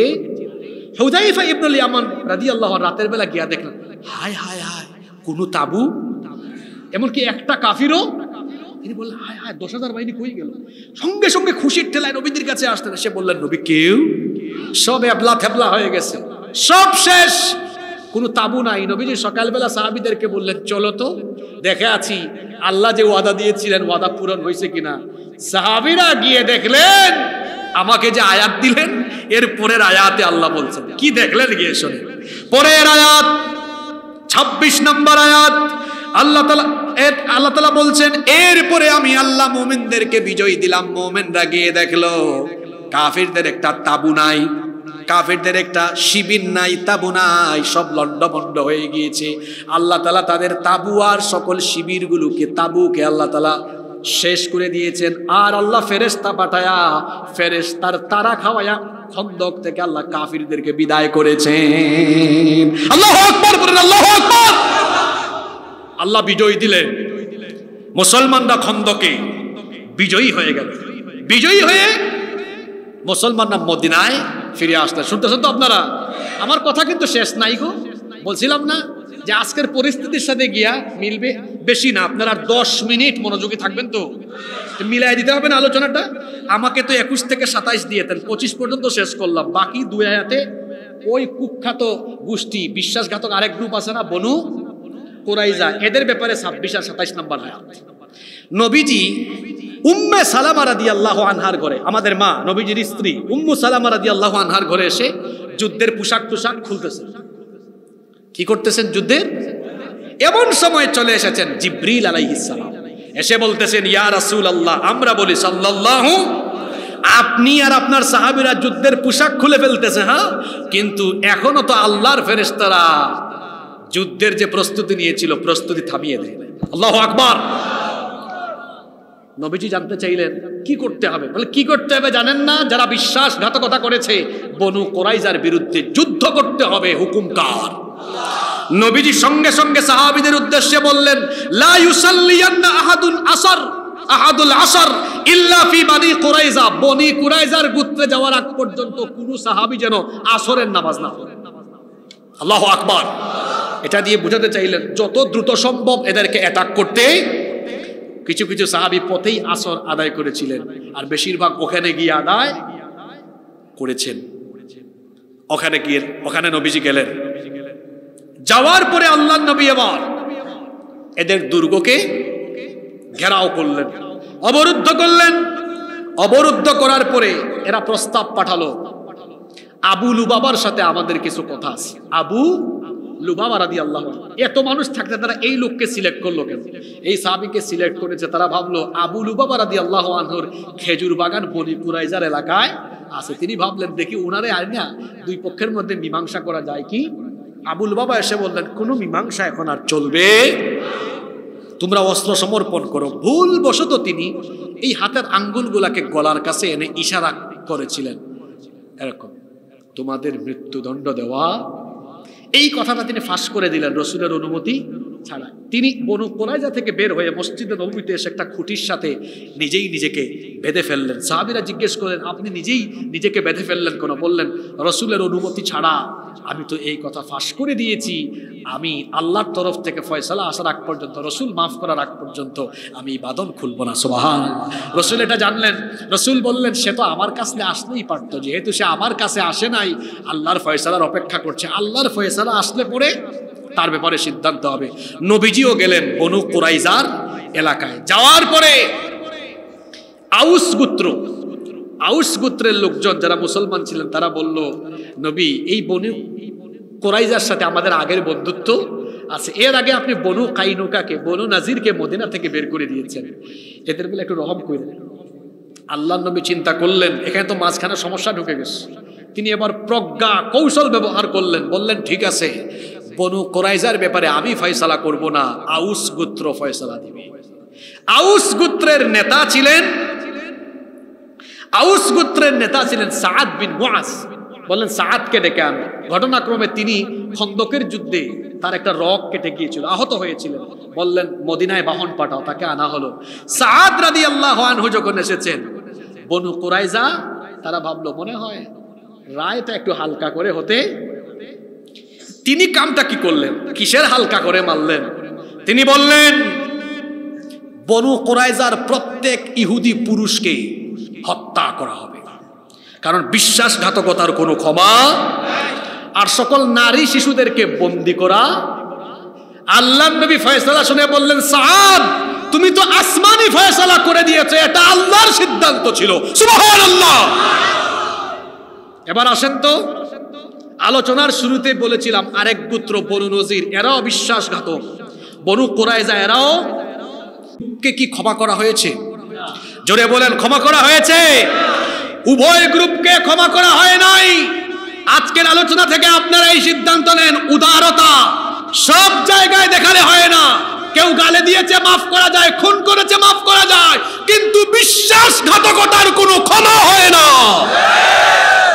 যারা দেশের সাথে দেশের মানুষের সাথে বিশ্বাসঘাতকতা করে দেশের স্বাধীনতা সার্বভৌমত্বকে ভারতের হাতে তুলে দিয়েছে, তাদেরকে ক্ষমা করলে পরে অবস্থা তেমন হবে, সাপ ধরে সাপ ছেড়ে দিলে সাপ যেমন ফিরে এসে ছুবল মারবে, বিশ্বাসঘাতককে ক্ষমা করলে এরাও আবার ছুবল মারবে। আজকের ওয়াজ বুঝছেন তো নাকি এখনো বুঝেন নাই? বিশ্বাসঘাতকতার কোনো ক্ষমা। এজন্য বলছিলাম এই কমিটি কি কেরামত জানে নাকি? এত মাস আগে বিষয় সিলেক্ট করে রাখছে, আজকে তাও মিলাই দিছে যে বিশ্বাসঘাতকতার কোনো ক্ষমা। এই যে 21 থেকে 27 নম্বর আয়াত, দুইটা আয়াত তো বাকি আছে, শেষ করে ফেলি, সময় দিবেন? এটা শুধু অনুবাদ করব। ওয়া আনজালাল্লাযীনা যাহারুহুম মিন আহলিল কিতাবি মিন সিয়াসিহিম ওয়া কাযাফা ফী কুলুবিহিমুর রা'বা ফারীকান তাকতুলুনা ওয়া তাসিরুনা ফারীকান। আল্লাহ তাআলা বলছেন, আর আল্লাহ তাআলা তাদেরকে তাদের দুর্গ থেকে অবতরণ করালেন, ওই বনী কুরাইজাকে অবতরণ করালেন, হৃদয়ে ভীতির সঞ্চার করলেন। এতে করে তোমরা তাদের এক গ্রুপকে হত্যা করলে, অর্থাৎ ইহুদি পুরুষদেরকে হত্যা করলে, আর এক গ্রুপকে তোমরা বন্দী করলে। এরপরে শেষ আয়াত 27 নম্বর আয়াতে আল্লাহ বলছেন ওয়া আওরাসাকুম আরদাহুম ওয়া দিয়ারাহুম ওয়া আমওয়ালাহুম ওয়া আরদাল লাম তাতাউহা ওয়া কানাল্লাহু আলা কুল্লি শাইইন কাদিরা। আল্লাহ বললেন এইভাবে করে ওই বনু কুরাইজার ঘর বাড়ি আর সম্পদের উত্তরাধিকার আমি তোমাদেরকে বানিয়ে দিলাম, এবং এমন উত্তরাধিকার তোমাদেরকে বানালাম, এমন এমন বিজয় দিলাম যা তোমরা কল্পনাও করতে পারো নাই। এটা দিয়ে আল্লাহ কিয়ামত পর্যন্ত আমাদেরকে সুসংবাদ দিয়ে রাখলেন, অর্থাৎ কিয়ামত পর্যন্ত ইসলাম দেশের পর দেশ, মহাদেশের পর মহাদেশ বিজয় হবে। সারা দুনিয়া একদিন ইসলামের পতাকা তলে চলে আসবে। আল্লাহু আকবার। আমাদের হারাবার কিছু নাই। আল্লাহর নবী একজন শুরু করেছিলেন দাওয়াত, মক্কার ইসলাম গিয়েছে মদিনায়, মদিনা থেকে গিয়েছে রোমে, গিয়েছে শামে, গিয়েছে পারস্যে, সেখান থেকে ইসলাম ছড়াতে ছড়াতে প্রতিটা মহাদেশে গিয়েছে। এই ইসলাম প্রতিটা মহাদেশে ছড়িয়েই শেষ হবে না। আগামীর পৃথিবী ইমাম মাহদির নেতৃত্বে মুসলমানদের শাসন করবে।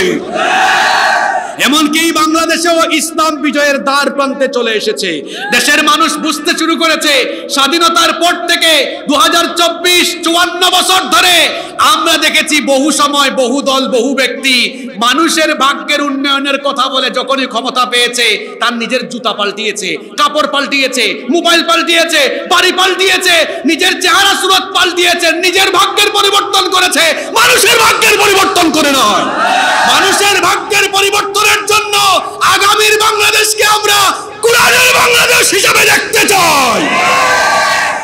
এটাই হবে আজকের খন্দকের যুদ্ধের 21 থেকে 27 নম্বর আয়াতের শিক্ষা, ঠিক কি না? তাহলে বিশ্বাসঘাতকদের কোনো কি নাই? জোরে বলেন কি নাই? বিশ্বাসঘাতকতার কোনো ক্ষমা হতে পারে? কারণ সকল কালে সকল যুগে বিশ্বাসঘাতকদের চরিত্র একরকম থাকে, একরকম থাকে না? হ্যাঁ, আমার বয়স তো বেশি না, মুরব্বীদেরকে জিজ্ঞেস করেন, তখন 96। তার আগে এরা কি করেছে? কুকুরের মাথায় টুপি দিয়েছে। শাইখুল হাদিস আল্লামা আজিজুল হক রহমতুল্লাহ আলাইকে জেলখানায় বন্দী করেছে, এটা তাদের অতীত ইতিহাস। পরবর্তীতে সুযোগ পেয়েছে আবারও আলেম উলামা দিয়ে জেলখানা ভরে রেখেছে।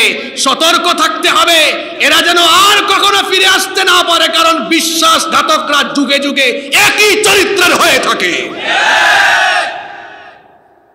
এজন্য বিশ্বাসঘাতকদের বেলায় সচেতন হতে। এখন চট করে ঢুকার কথা আমরা শুনি, আসেন জট করে মানুষ আপনাকে ধরবে। বহু হিসাব বাকি আছে। এই দেশে আপনার পিতার বিচার যদি 50 বছর পরে হয়, তাহলে আল্লামা সাঈদীর হত্যার বিচারও 18 কোটি মুসলমান করে ছাড়বে। সম্মানিত ভাইয়েরা, অনেক লম্বা সময় আপনাদের কথা মনে থাকবে আমার। দীর্ঘ 1 ঘন্টা 45 মিনিট এভাবে ধৈর্য ধরে থাকবেন, এটা কল্পনারও বাহিরে ছিল আমার। তাহলে এই সূরা আহজাবের 21 থেকে 27 নম্বর আয়াতের তাফসীর আমরা শেষ করলাম। যদিও এটা 9 নম্বর আয়াত থেকে 27 নম্বর আয়াত পর্যন্ত একই বিষয়ের আলোচনা। বিষয় দেওয়ার ক্ষেত্রে আগামী বছর থেকে আপনারা সচেতন থাকবেন যেন এক টপিক দুইজনের কাছে চলে না যায়, কারণ এই সূরা 9 থেকে 27 একই ঘটনার আলোচনা। তো যাই হোক, এই ঘটনা থেকে আমরা জানতে পারলাম কয়েকটি শিক্ষা বলে শেষ করবো। এতক্ষণ থাকছেন, 1 মিনিট থাকতে পারবেন না? কয়েকটা শিক্ষা বলি। 1 নাম্বার শিক্ষা হলো মুমিনকে আল্লাহ কখনো একাকী ছেড়ে দেন না, মুমিনের সাথে সব সময় থাকেন কে? 2 নাম্বার, বিপদে মুসিবতে হতাশ হওয়া যাবে না, দেয়ালে পিঠ থেকে যাবে, মনে হবে যেন সব অন্ধকার হয়ে গেছে, এমন সময়ে আলো চলে আসবে, বিজয় চলে আসবে কার তরফ থেকে? 3 নাম্বার, মুমিনের ভেতরে কোনো নিফাক যেন না থাকে, কারণ মুনাফিক আল্লাহর সৃষ্টির সবচাইতে নিকৃষ্ট, মুনাফিকের রূপ ভেতরে রাখা যাবে। 4 নাম্বার শিক্ষা হলো বিশ্বাসঘাতকতার কোনো ক্ষমা হয়। বিশ্বাসঘাতককে ক্ষমা করলে, এই উদাহরণ মনে রাখবেন, এক লোক সাপ ধরেছে, ধরার পর এটাকে কি করছে? ছেড়ে দিয়েছে। কি গো, সাপ এসে আপনাকে আদর দিবে, তাই না? কি মারবে? এই উদাহরণ মনে রাখবেন। সাপ ধরে সাপ ছাড়লে সাপ এসে কি মারে? খন্দক থেকে শিক্ষা নেন, বিশ্বাসঘাতককে নবীজি ক্ষমা করেন। 5 এবং সর্বশেষ শিক্ষা হলো আল্লাহর নবী মসজিদে বসে যেমন তালিম দিয়েছেন, শুনতেছেন আপনারা? শেষ কথা এটা, শেষ ভালো যা সব ভালো। মসজিদে বসে যেমন সাহাবীদেরকে তালিম দিয়েছেন, ঠিক তেমনি আল্লাহর দ্বীন কায়েমের দরকার হলে যুদ্ধের পোশাক পরে যুদ্ধে অবতীর্ণ হয়ে রক্ত আর জীবন দেওয়ার জন্য সাহাবীদেরকে নিয়ে তৈরি ছিলেন।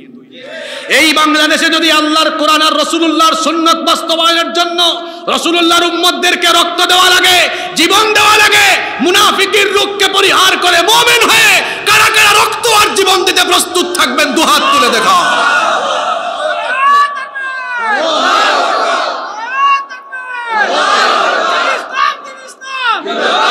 এই হাত কি আবেগে তুলেছেন না বুঝে শুনে তুলছেন? ওয়াদা ওয়াদা ওয়াদা, আল্লাহ কবুল করেন।